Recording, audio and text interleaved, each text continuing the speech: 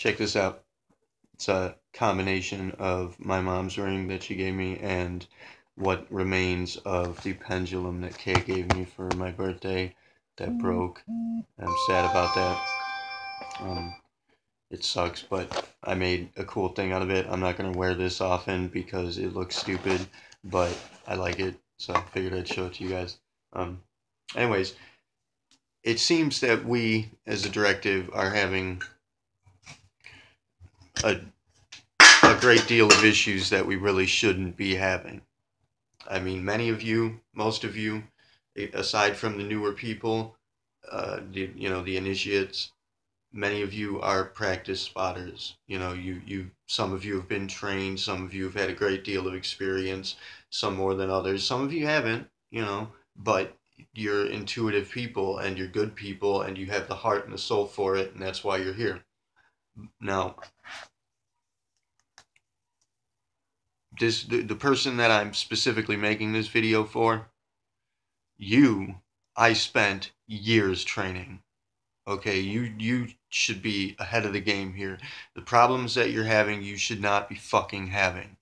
So I'm going to try and do what I can to clear this up for you here with a few different pointers and exercises. And I'm going to continue to, I'm going to expound upon the little exercise lecture I gave the previous video. DreamWorks. I kind of went off on a tangent on that and forgot about it. You are, in fact, having dreams.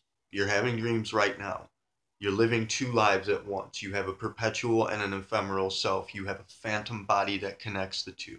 In the tactile imaging videos, I'm teaching you how to become aware of that phantom body and make use of it. Eventually, once you get the hang of tactile imaging, you'll be able to project that phantom body, or rather, the phantom body moves on its own. You'll be able to project your consciousness into it. Now, this is a very important factor that I'm going to state right now, and you might not get it, you might not believe it, it might not even make sense to you, but the truth of the matter is, you're not actually doing anything here. Your phantom body, it moves on its own. It connects with this body because it needs to. That's the energy that's moving it, This body is also moving on its own. You're not actually doing anything here. You make decisions and you decisively formulate value structures, and the value structure that you have, the signature that you have, it's moving along via magnetic compatibility. Your body, it's moving on its own. You are not your body. You are you.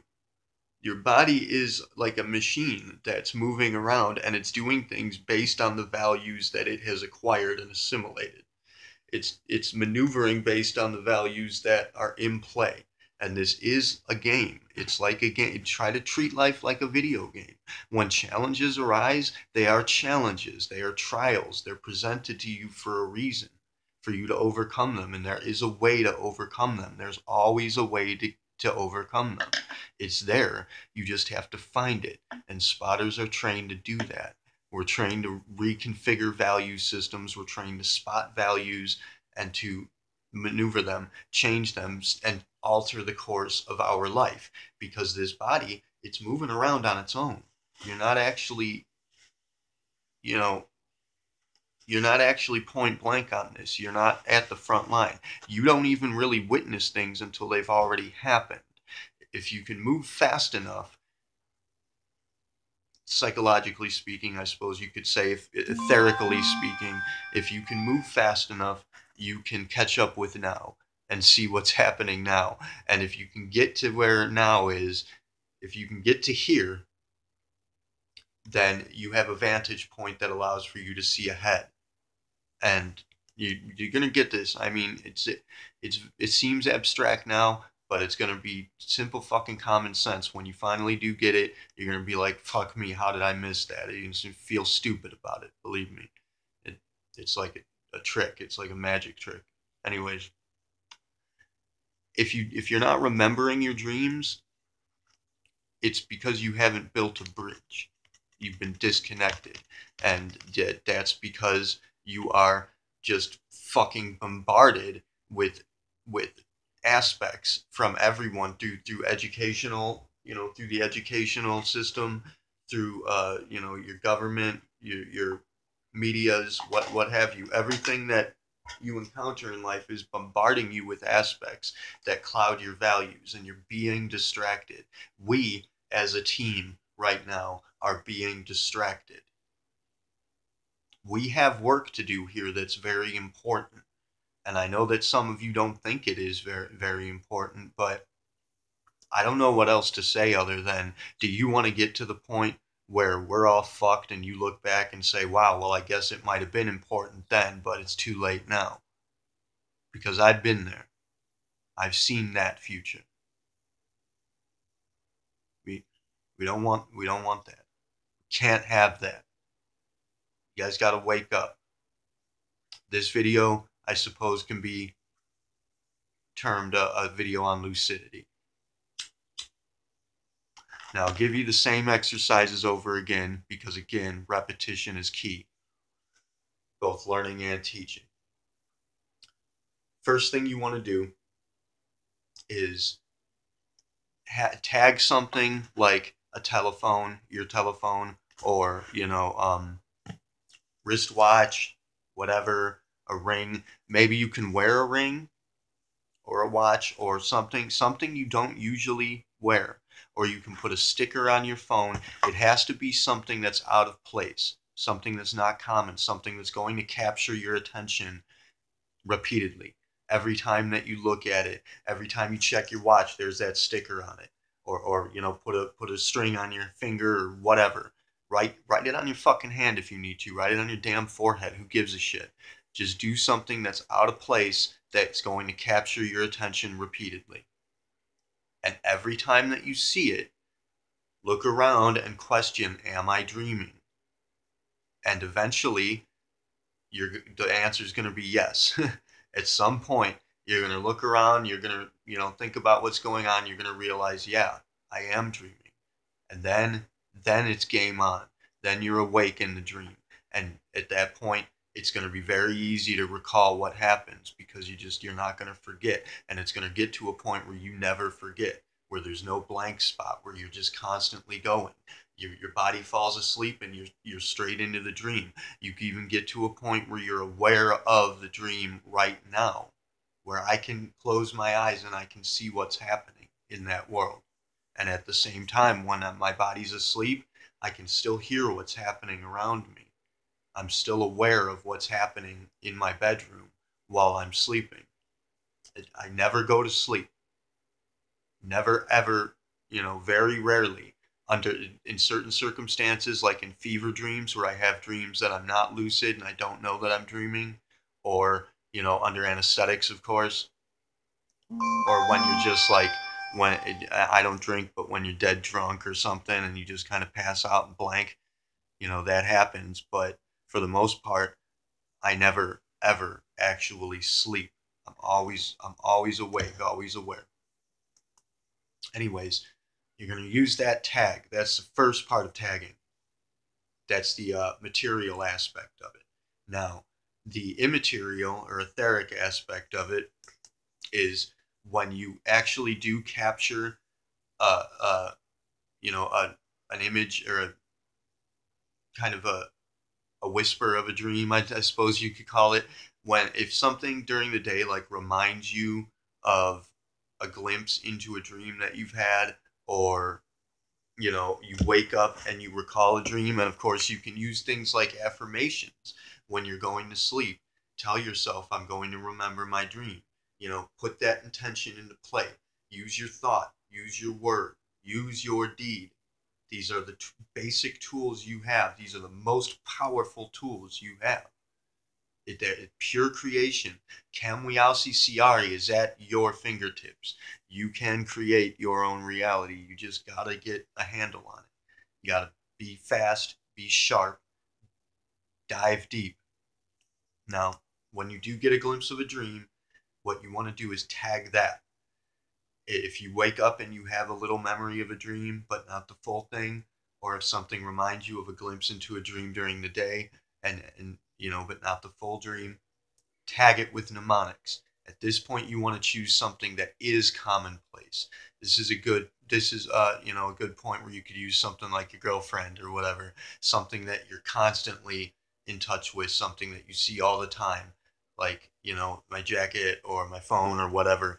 And if there's something you see in the dream, in the glimpse of the dream, a specific object or happening, occurrence or person or whatever, attach it to something that's related to it, something that you're going to think about a lot. Tag it with mnemonics and associate those two things, and keep thinking about it. Keep focusing on that glimpse of the dream. Just keep focusing on that glimpse, and just pull at it. Don't try to think about what's happening around it. Just focus on that one glimpse and try to get as much detail in as you can. Try to pull as much reality from it as you can, and eventually it will just pop, and the whole dream will come back to you. The more that you do this, the more that you're going to start to build a bridge between here and there.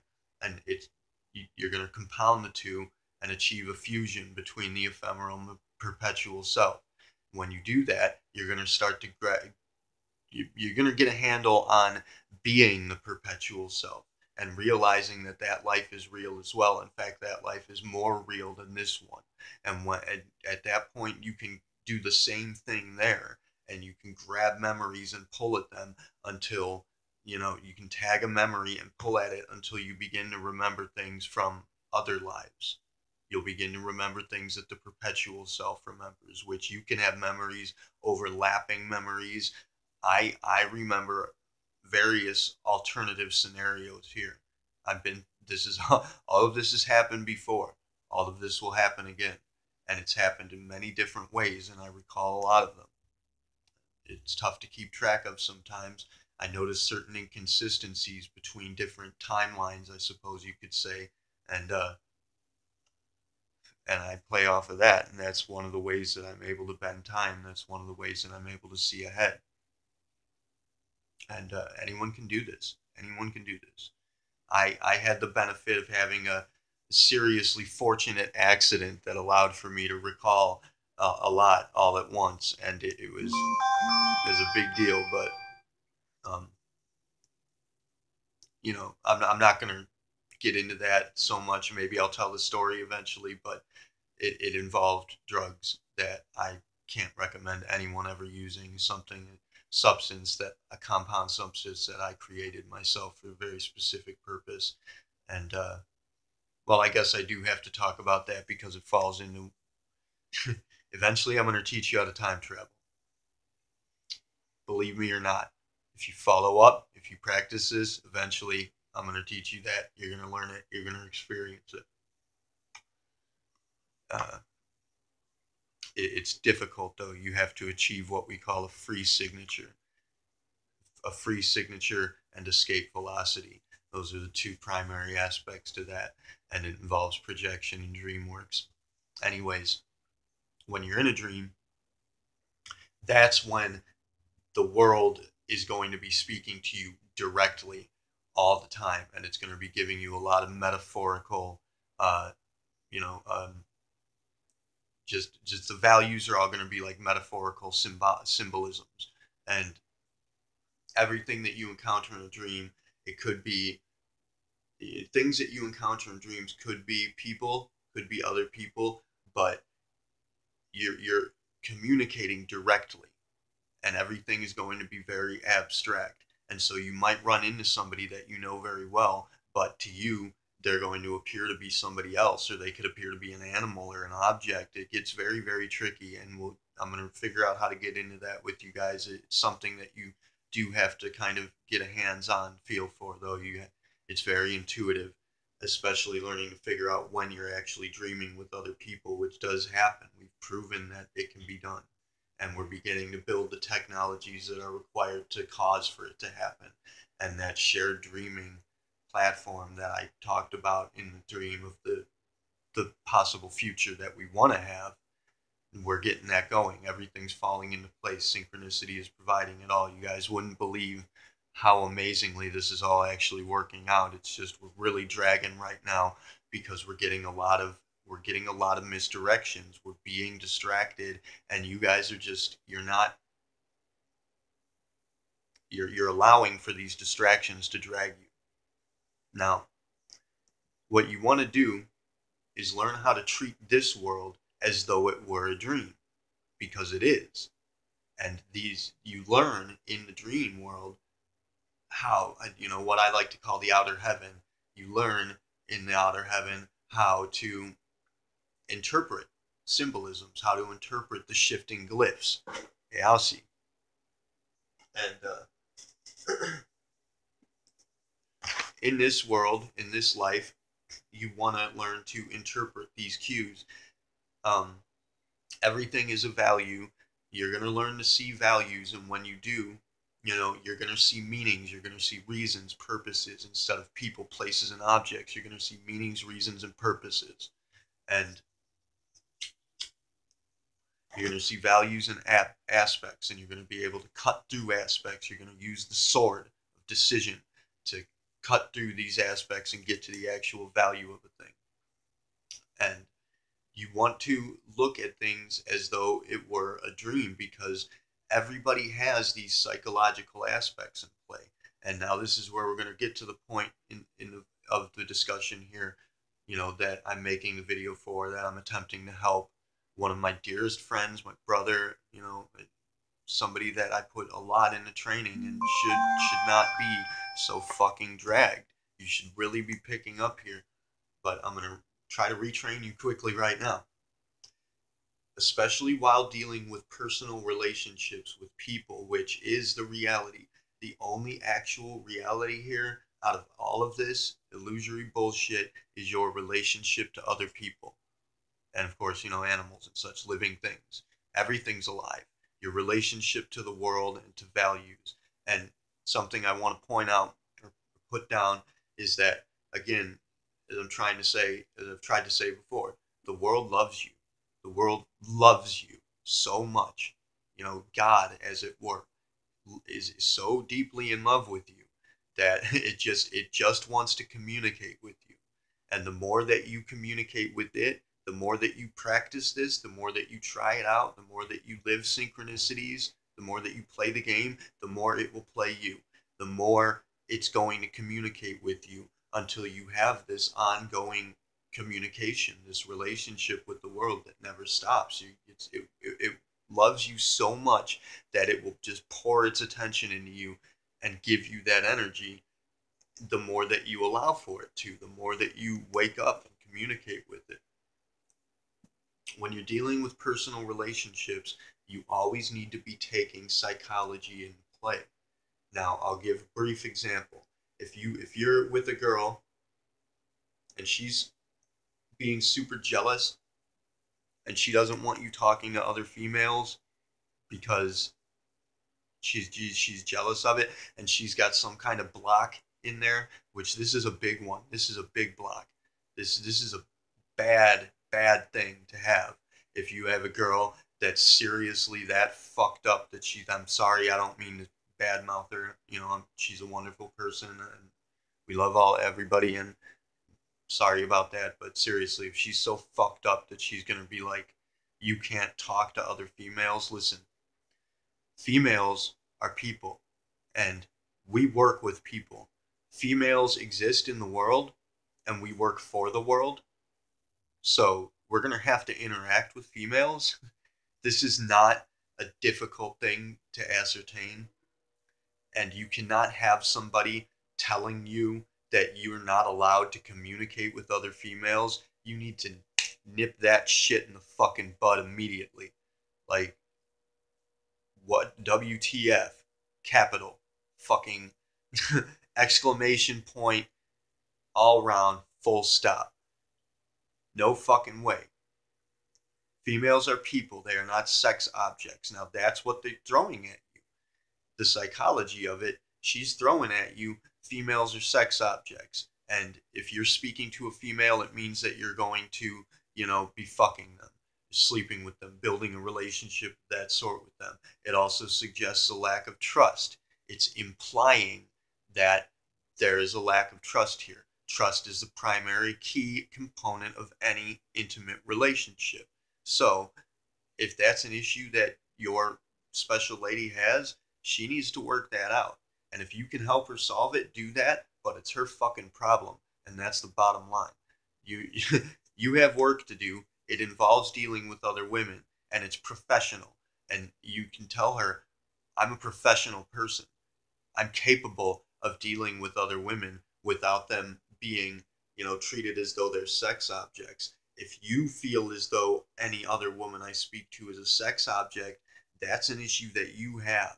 That's an aspect of a value that you have. And the primary value there is distrust. The primary value is a lack of feeling loyalty. And if you are not allowed to go out and deal with other women, then you are not given an opportunity to prove your loyalty. Thereby, you are not being faithful to your woman. You're being nothing at all, because you're not being given an opportunity to play that part of the game. And that needs to be explained. And if she cannot understand it, then I don't know what to say, except you're going to have to just keep trying to get it across until it does. And you're playing the game, dude. You're the player. Ready Player One, man. Get up and fucking go. Do not let things push you down. Do not be that sad emo, I'm going to be depressed all the time. You specifically, the person I'm speaking to, you know who you are. You are, in fact, a part of that generation where this programming has come into play. You've been programmed to feel this way, to be depressed all the time, and you're going to lean towards it. Your brain is going to constantly want to lean towards that because you have these values fucking embedded in you, like just beaten into you from everywhere. This is how you grew up. This is how you were trained growing up. And you specifically had a lack of personal discipline because your family was broken. You had a broken home. You had several broken homes. And so you've been really beaten with this, and I'm sorry, but I'm here for you. That's what I'm giving you what I can. You have to be a fighter, and I know that you are a fighter. So pick yourself up and fucking fight. Do not be, I'm going to be depressed all the time. You're going to want to keep falling back on that. You understand? It's a habit. It's a bad habit that you have programmed into you. And all you have to do is realize that that's a part of your programming and retrain it. Every time that you feel like you want to be depressed, like you want to be down, like you want to be defeated, turn that shit around. Fucking stop immediately. Tell yourself, I'm going to be excellent instead. I'm going to, whatever scenario is happening, whatever situation that I'm in, every time that I feel like it's defeating me, I'm going to stop, scratch it, use the scratch maneuver. Now, here, move on. Nothing has happened before this. I am a brand new person, and this is my opportunity to overcome that challenge. And overcome it. Fucking stand up, fight back, tell your special lady, listen, I'm a professional person. I have work to do. It requires me being interactive with other people. And guess what? Some of these people are going to be women. That's unavoidable. You're not allowed to tell me that I have to cut out all women because you have a broken value in your head. Then try to point that out. Try to help her see that. The value there is trust. And that trust is broken. See, that value is broken.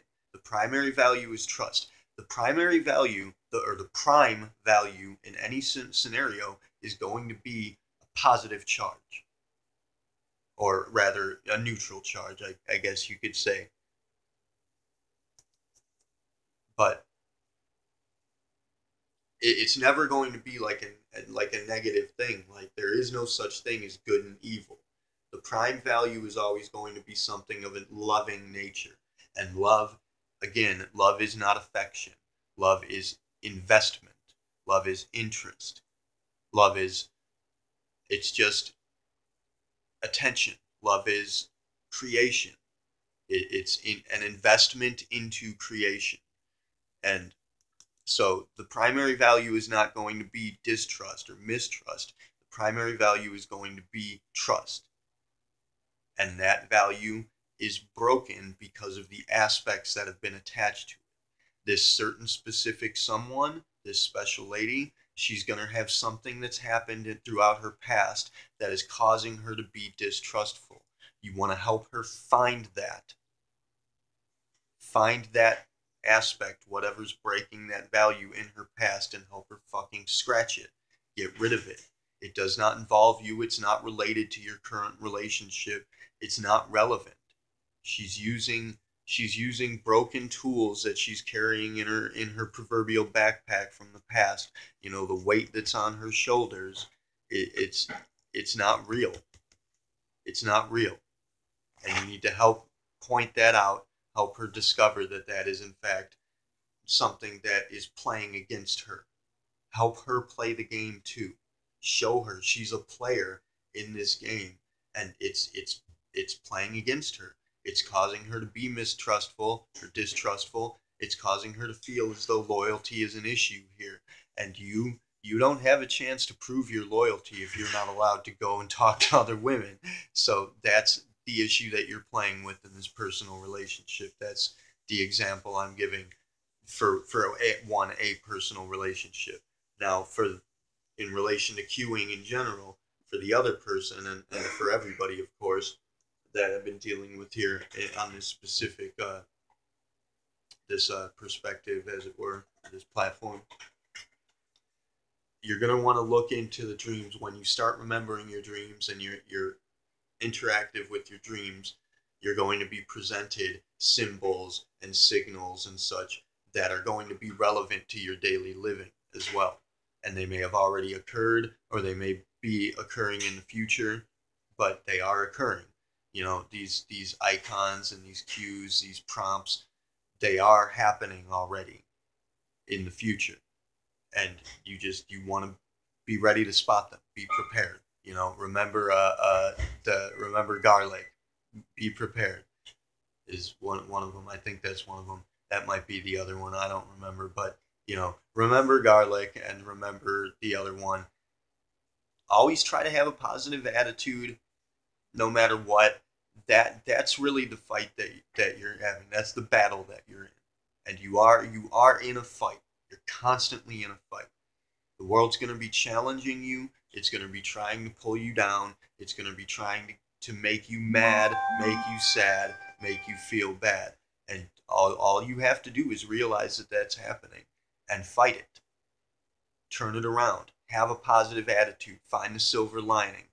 Maneuver your way. Realize that you're playing a game. When you're presented something that's seemingly overwhelming, that's, you know, pulling you down, beating you down, just realize that it is a challenge. It's not a shit situation. You're fucked. That's not how it works. It's not going to be, oh well, I'm beat. You know, everything sucks. I'm gonna be depressed. And again, a lot of you, us who were born before you, earlier previous generations, we were not exposed to the programming that you were exposed to, so we have an advantage in that regard. But we're here to help you. We're here to try and make sure that you're not gonna fall into that routine. And every time you do fall into that routine, turn it around. Be excellent. Excellence is a habit. Make it a habit. Every time that you want to feel bad, every time that you want to feel down, turn it around. Fight it. And that's the battle that you are in. Constantly fighting against yourself. It's shine and shade. You have a shade, and your shade is the aspect of yourself that's built of broken values, the properties that you've picked up along the way throughout your life that are negative, that you no longer need.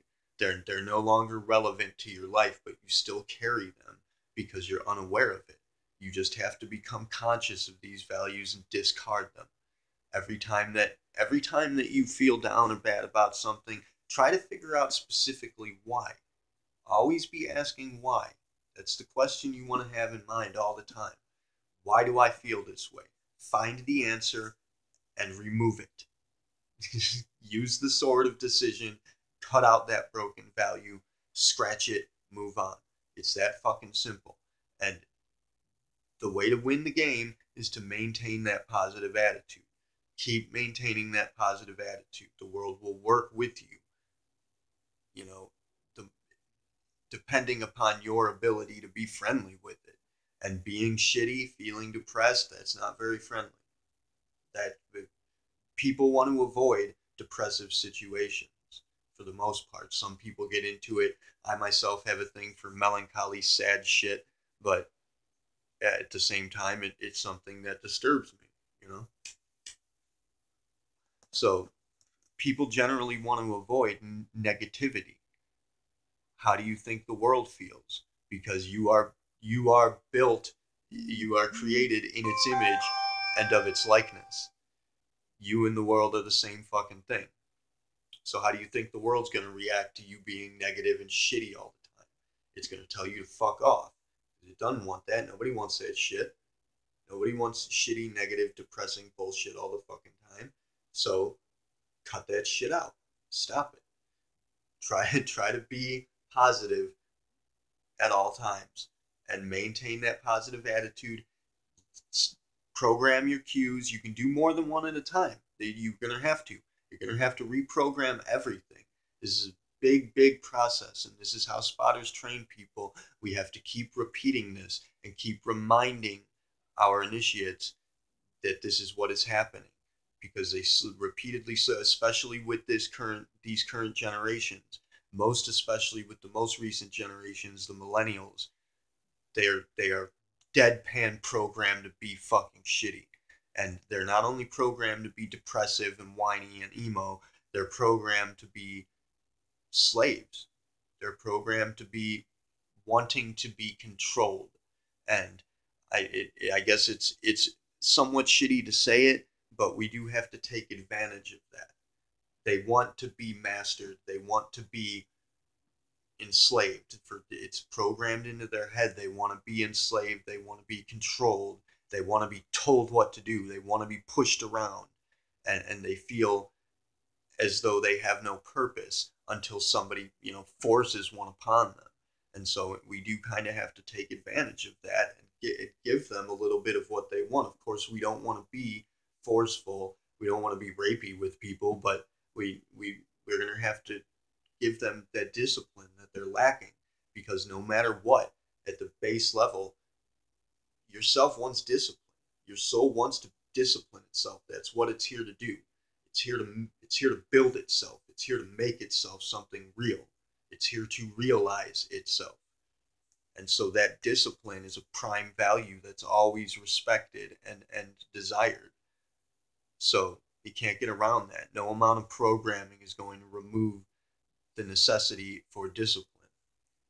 And so these, especially the millennials, are totally lacking discipline, not only because they've been programmed to be, cut out dropouts, but because their parents slack the fuck off. In most cases, I'm sorry to say, any parents out there, they slacked off. And anybody who is a parent right now, don't fucking slack off. Discipline your children.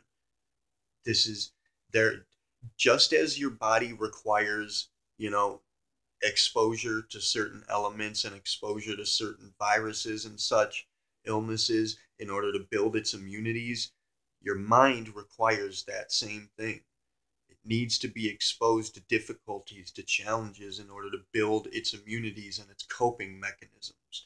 And these recent generations are almost entirely lacking psychological coping mechanisms. And that's why they turn to habits such as, fucking cutting themselves and shit like that.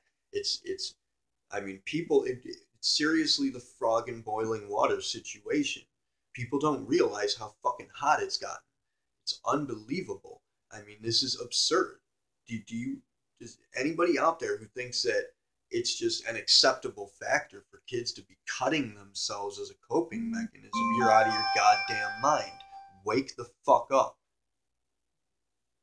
Parents, discipline your children. Give them discipline. And this also plays in to your ability to build speed and momentum. The first thing that you need to do, the most important thing that you need to do in order to build that speed and that momentum, is have a disciplined routine. something that you do on a daily basis, at least once a day, a sort of meditation or practice. For me, it began with posting the songs of the day. And when I realized that these songs were affecting people and that I could actually, put a dedication to a song that would cause for it to affect many people at a time, when I realized how I could begin to affect, groups of people at once, and how to play that factor of the game in that way, it became a very efficient routine. And when you discipline yourself to have this routine and to keep doing it, and it's not like most people have habits like, I'm gonna drink at the end of the night. People have habits like, I'm gonna have a few beers or disgusting Four Locos or whatever, and damage yourself essentially every day. Most people have that programmed routine, and it slows you the fuck down. It pulls you down. It drags you. It ruins it ruins you. It ruins your attitude. It ruins your coping mechanisms. It totally destroys you. You want to have a positive routine, a daily routine that you do every day, and make sure that you do it. It's a duty. Treat it as a duty. It's a discipline. Practice something. I'll make sword dancing videos more so that maybe I can inspire people to get into that sort of thing, physical exercise, whatever it may be. Discipline yourself in that way. Have at least one thing that you do every day that is positive, and most especially if you can make it helpful to other people, something that affects other people and you can get a positive response from, because that feedback is going to amplify the energy that's assimilated or accumulated, the word I'm looking for. Try to make it a certain something that affects other people in a positive manner, and do that every single day. Remember to meditate on your cues, whatever that specific symbol or what have you is that you've decided to be your personal totem. Remember to meditate on associating that with your intention. Remember that your intention is always getting, always having, not wanting, not needing, and you have to line that up with your feeling. You have to make your emotions, if you say, I'm going to have something, what you want to do, and this is a factor of time mechanics that, I'm going to get into training you, is remember something that makes you feel good. Remember something that makes you feel successful. Christmas morning, you got exactly the gift you wanted. Use that memory, use that feeling. Try to associate the three. Build a lasting relationship in the brain between A, the cue that you're deciding to have, B, the intention that you are putting forth, and C, the feeling of it being successful. If you can manage to line those three up, that cue will pop up in the world and it will lead you right to what you need, right to whatever it is that you're going for. All you have to do is feel it. That feeling is the language of the soul. Feeling is the truth. You can think something, you can say something, you can do something, but if you don't feel it, it ain't real. You need to make yourself feel that success in that regard, and keep that. Just keep doing that. Use the tracking for the DreamWorks. Tag something that you're gonna see often. Use something out of place like a weird sticker. Just write, "Am I dreaming?" on my hand is fake. Something like that, and keep asking yourself if you're dreaming until you finally do. Try to achieve lucidity in the dreams. Build a bridge between here and there, and use your DreamWorks. You can in the dreams you can find masters that will teach you, that will train you, and they can improve you vastly, very, very quickly. All you have to do is realize it. It's real. It can happen. It's not bullshit. We've all done it. All of us in the foundation, we've done this our entire lives now, and I personally have done it for several lives over. It's very real. It's very effective. All you have to do is, treat it as though it's real. Build that communication, that relationship with the world. Get in touch with yourself. Um, and then, of course, use the tagging to pull the memories out. Insofar as your personal relationships are concerned, take charge. You know what is really happening. You know what is true about life. You know what is and is not necessary, what is and is not real. You need to help your partner learn that this is the case. Try to show her the broken values. Point it out. Pull out that one value. Say, look, you're not trusting me, and that's not fair. And you got to work on it and work on it in the way that I've said. In any case, I'm out of time now. I wish you the best of luck and success. Not luck. We deal with skill, excellence, good skill. Kila Salai, Terveuni Siari. Namaste.